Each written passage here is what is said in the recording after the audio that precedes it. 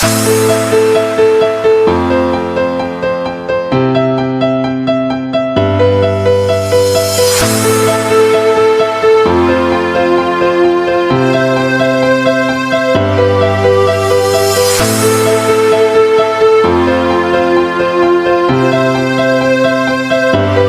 teman-teman, selamat datang di channel Kang Pulsa. Channel ini untuk kalian yang ingin belajar usaha konter. Saya sudah 5 tahun membuka usaha konter ini dan hasilnya lumayan. Nah, jangan lupa di subscribe ya, karena saya akan cerita banyak hal dan share pengalaman agar kalian mempunyai ide untuk membuka usaha konter ini. Halo teman-teman, selamat datang di channel Kang Pulsa. Channel ini untuk kalian yang ingin belajar usaha konter pulsa. Nah, di sini saya ingin cerita sedikit pengalaman saya, mudah-mudahan bisa menginspirasi kalian untuk mendapatkan ide membuka usaha konter pulsa ini. Nah, dulu saya adalah seorang pelayan minimarket. Saya sudah bekerja selama 5 tahun. Namun, pekerjaan ini membuat saya bosan dan jenuh. Setelah itu, saya berpikir ingin membuka usaha konter sendiri. Kemudian, saya memutuskan untuk resign. Ketika saya ingin memulai, saya bingung harus mulai dari mana dan bagaimana membuka usaha ini. Modal juga tidak banyak. Nah, setelah itu saya berpikir dan mencari seseorang yang bisa membantu saya untuk memecahkan permasalahan saya. Alhamdulillah saya dibantu membuka usaha konter ini dan juga dibantu masalah permodalan. Wah, alhamdulillah banget. Nah, teman-teman yang ingin membuka usaha konter ini dan mempunyai permasalahan sama seperti saya, carilah yang bisa membantu Anda agar bisa membuka usaha konter ini, agar lebih terarah dan lebih sukses lagi.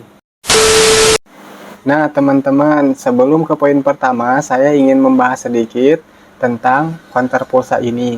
Apa sih itu konter pulsa? Menurut saya, konter pulsa adalah tempat di mana jual beli barang semacam aksesoris dan pembayaran non tunai. Adapun kalangannya dari anak-anak sampai dewasa. Karena itu dibutuhkan oleh semua masyarakat. Kemudian apa sih yang dijual belikan di konter itu? Ada casing, tempered glass, voucher. Nah, itu adalah sebagian dari aksesoris. Kemudian ada juga pembayaran seperti pembayaran kredit, pembayaran e-wallet, kemudian juga ada transfer dan tarik tunai, atau ditambah dengan aksesoris semacam kabel listrik. Bisa ditambah juga layanan membuka servisan HP. Karena itulah usaha ini sangat menarik bagi saya. Iya. Nah, poin pertama yang saya pikirkan saat itu adalah masalah tempat. Tempat yang bisa menarik pelanggan berdatangan. Nah, satu, mencari titik kumpul. Biasanya titik kumpul itu ramai dengan orang-orang beraktivitas. Bisa di pertigaan, bisa di perempatan, bisa di samping Alfamart, Indomaret, juga bisa di sekeliling kecamatan atau desa. Dan yang kedua adalah tempat di mana pekerja pulang.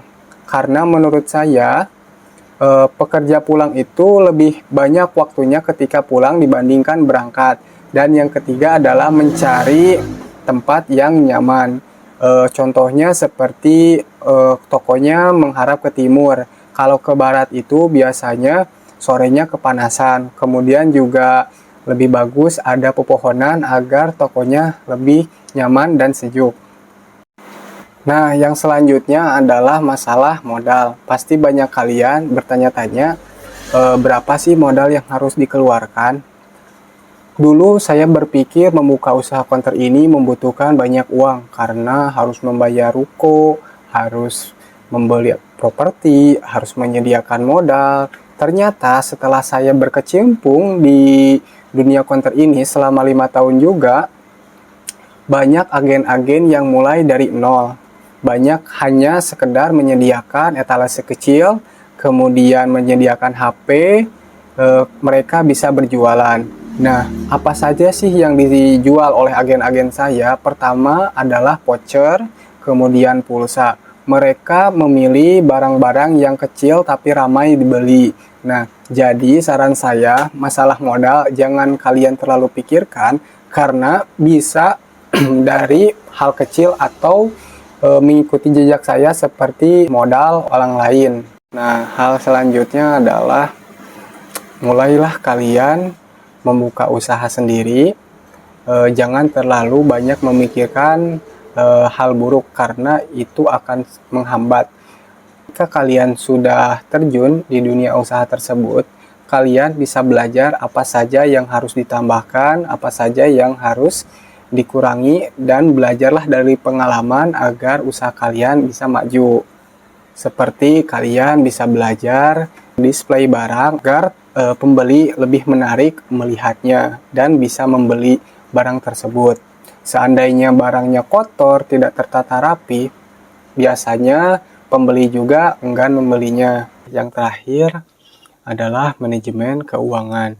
Buatlah laporan tiap hari agar usaha kalian lebih terarah dan kalian bisa menghitung untung ruginya usaha kalian, dan setelah dalam menggunakan uang dari konter, baik itu untuk keperluan sehari-hari maupun modal. Jangan sampai kalian oper menggunakan uang usaha kalian ini sampai ke modal, karena kalau sampai kalian memakai uang modal kalau dalam permainan itu pelanggaran, karena jika kalian memakai modal terlalu banyak bisa-bisa usaha kalian tinggal gulung tikar.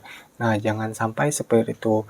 Dulu saya berprinsip bahwa modal harus balik lagi ke modal dan keuntungan harus dibagi dua, yaitu separuh buat kehidupan saya dan separuh lagi untuk menambah modal. Jadi minggu pertama ketika mempunyai headset satu kemudian kejual, nah minggu kedua harus menjadi dua dan seterusnya. Itulah yang saya pakai sampai saat ini. Jadi modal itu diputarkan kembali, tidak menggunakan uang dari luar. Nah, itulah yang bisa saya sampaikan saat ini. Jadi kesimpulannya, yang pertama adalah tempat. Carilah tempat yang bagus dan strategis. Yang kedua, modal. Modal tidak harus banyak, tetapi bisa dari hal kecil. Yang terpenting adalah dari keinginan Anda untuk mempunyai usaha sendiri. Dan yang ketiga, bertindaklah, jangan sampai Anda banyak memikirkan hal-hal yang mengganggu untuk membuka usaha konter ini. Dan yang terakhir, keempat, buatlah laporan agar kalian bisa menilai dan mengatur keuntungan dan kerugian toko kalian. Nah, itulah tips yang bisa saya sampaikan untuk kali ini. Untuk tips-tips selanjutnya kita bikin di video selanjutnya. Mantap. Bisa lagi di rumah deh guys. Jangan lupa like, comment, and subscribe. And